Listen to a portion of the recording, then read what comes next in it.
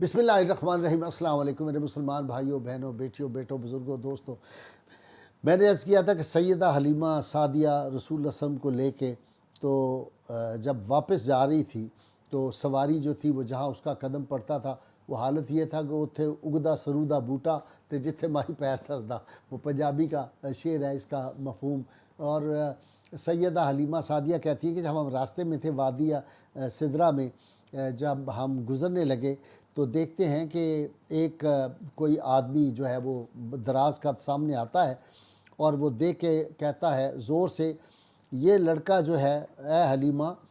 تم جانتی ہو، اس بچے کو جانتی ہو؟ یہ مالک زمین و آسمان کا پیغمبر اور اولاد آدم کا سردار اور سب جن و انس سے بہتر ہوگا۔ اور پھر فرماتی ہیں کہ اس مرد نے، جو پیر مرد نظر آیا، اس نے کہا یہ لڑکا ختم المرسلین ہے، اور آپ کو دیکھتے ہی وہ بولا یہ پیغمبر آخر الزمان ہیں۔ اور وادی حوازن میں پھر کہتی ہیں ایک اور پیر مرد نظر آیا، اس نے کہا یہ خاتم الانبیاء ہے، انہی کے پیدا ہونے کی جناب عیسیٰ اور پہلے پیغمبروں نے بشارت دی تھی۔ اب کہتی ہیں کہ جب میں اپنے گھر پہنچی کاشانہ پاک پہ، یہاں میں یہ عرض کروں کہ میری اہلیہ مرحومہ پروفیسر سعیدہ میرے ساتھ تھی اور اللہ نے مجھے توفیق دی، میں نے وہ کاشانہ پاک دیکھا ہے۔ میں آپ کو بتا نہیں سکتا میری کیا حالت تھی۔ سیدہ حلیمہ سعدیہ کا گھر آج بھی اسی طرح ہے، خدا کرے کہ وہ اسی طرح ہو۔ میں نے تو کافی برس پہلے وہاں پہ، اس وقت تو چھپ کے جاتے تھے، اب تو ہر جگہ اجازت ہے، آدمی ہر جگہ جا سکتا ہے۔ تو میں نے وہاں جو نفل پڑھے اور جو میری کیفیت ہوئی اس کو دیکھ کے، وہ میں جب کبھی یاد کرتا ہوں تو میری عجیب حالت ہو جاتی ہے۔ تو سیدہ پاک کے گھر میں کہتی ہیں کہ جب میں وہاں پہ گھر پہنچی تو رسول اللہ صلی اللہ علیہ وسلم کا ہاتھ میں نے اپنی بکری کو لگایا تو کہتی ہیں کہ بکریوں میں اس قدر دودھ دینے لگی کہ ایک دن کا دودھ میری بکری میں ہوتا تھا جو 40 دن تک کافی ہوتا تھا۔ اسی طرح فرماتی ہیں کہ 7 بکریاں میرے پاس تھیں اور اللہ نے تھوڑے سے عرصے میں 7 سے 700 بکریاں جو تھیں وہ اللہ تعالیٰ نے عطا کر دیں۔ اور کہتی ہیں میں کرتی یہ تھی کہ آپ کے پائے اقدس کو دھو کر وہ جو پانی ہوتا تھا آپ کے جو تھا پائے اقدس کا، اس کو میں بکریوں کو پلا دیتی تھی اور وہ ساری بکریاں جو تھیں ان میں دودھ بھی بہت ہو گیا اور وہ حاملہ بھی اس جو مقدس پانی تھا اس سے ہو گئی تھی۔ اور پھر کہتے ہیں ایک روز میں نے غیب سے آواز سنی، سیدہ حلیمہ کہتی ہیں اے حلیمہ تجھے اس فرزند کے ساتھ بشارت ہو جو تمام عرب کا سردار ہے۔ اسی طرح فرماتی ہیں کہ رسول اللہ صلی اللہ علیہ وسلم کو جب آپ کی عمر مبارک ذرا زیادہ ہوئی تو وہ بچے ساتھ والے کہتے تھے ہمارے ساتھ کھیلو، تو آپ صلی اللہ علیہ وسلم جواباً کہتے تھے نہیں میں اس کام کے لیے پیدا نہیں ہوا۔ اب آپ دیکھیں کہ خولہ آپ کی ایک ہمسائی ہے، وہ ایک دن آتی ہے سیدہ حلیمہ کے پاس، کہتی ہے حلیمہ تم تو کہتی تھی ہم بڑی غریب ہیں، بڑی مسکین ہیں، تمہارے گھر میں دودھ بھی کی نہر بھی جاری ہے اور اتنا دودھ تمہارے گھر میں ہوتا ہے اور ساری رات تم لائٹ جلا کے رکھتی ہو، تمہارا گھر جو تمہارا کاشانہ روشن رہتا ہے ساری رات کو، تمہیں کتنے پیسے تمہارے پاس، کتنی دولت آ گئی ہے اور تم اتنی، اور پھر لائٹ وہ جو ہے خوشبو کستوری کی تمہارے گھر سے اتنی زیادہ آتی ہے پوری بستی اس کو محسوس کرتی۔ تو خولہ کے جواب میں سیدہ حلیمہ سعدیہ طیبہ طاہرہ فرماتی ہے تمہیں نہیں پتہ جب سے یہ حسن والا، جمال والا، کمال والا میرے گھر میں یہ بچہ آیا ہے اس دن سے اس کے چہرہ انور کی اتنی روشنی ہے، ہم نے تو کبھی لائٹ جلائی ہی نہیں۔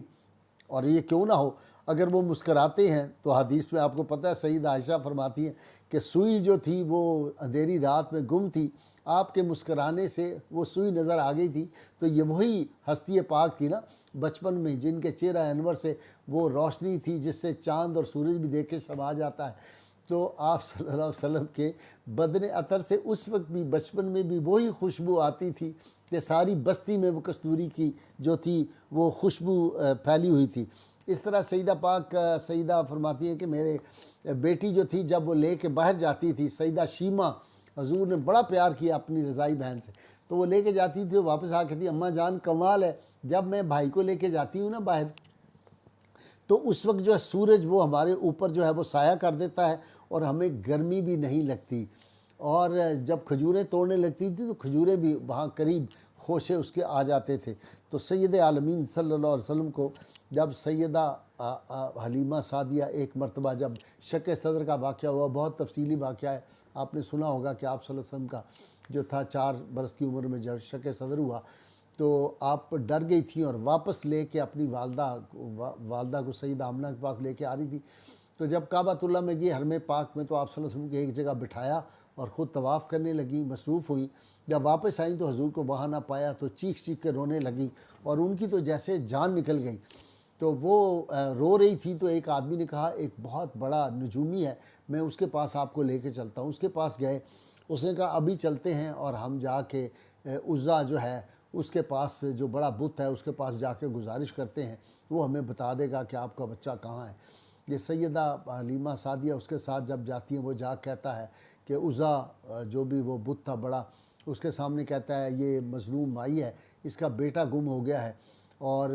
اس بیٹے کا نام محمد ہے۔ جو ہی اس نے محمد صلی اللہ علیہ وسلم کہا تو وہ بت جو تھے وہ گر گئے، فوری طور پہ سجدے میں گر گئے، اور انہوں نے بازبان حال کہا کہ یہ تو ہمیں تباہ و برباد کرنے والی ہستی ہے، ہم ان کو کیسے ان کے بارے میں کوئی نقصان پہنچا سکتے ہیں۔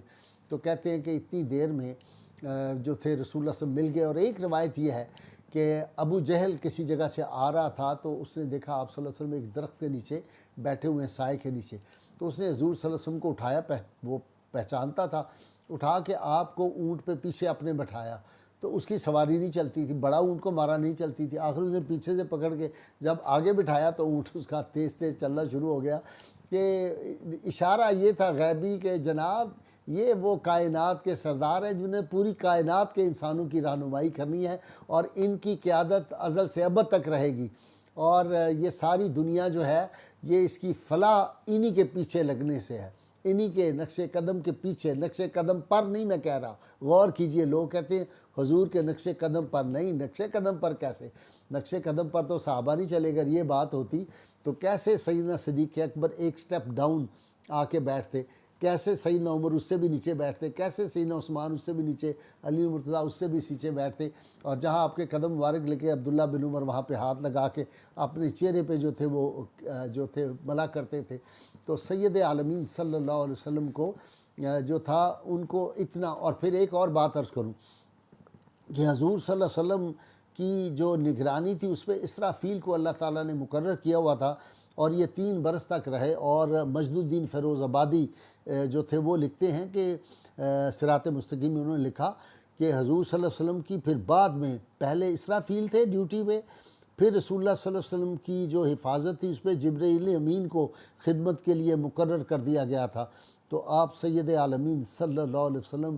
کی پیدائش کے ساتھ ہی وہ معجزات، اور میں یہاں یہ عرض کر دوں کہ حضور صلی اللہ علیہ وسلم کے معجزات اور آپ کی عملی سیرت جو ہے اس نے دنیا میں جو انقلاب برپا کیا، اس پہ انشاءاللہ تعالیٰ کل ہم بات کریں گے۔ اللہ کی ان کی بارگاہ میں دعا، اللہ تعالیٰ ہمیں سید عالمین صلی اللہ علیہ وسلم کی غیر مشروط محبت لامحدود فدا نصیب پائے، مل کے نہ لگایا کریں پاکستان کا مطلب کیا، لا الہ الا اللہ محمد رسول اللہ صلی اللہ علیہ وآلہ وسلم۔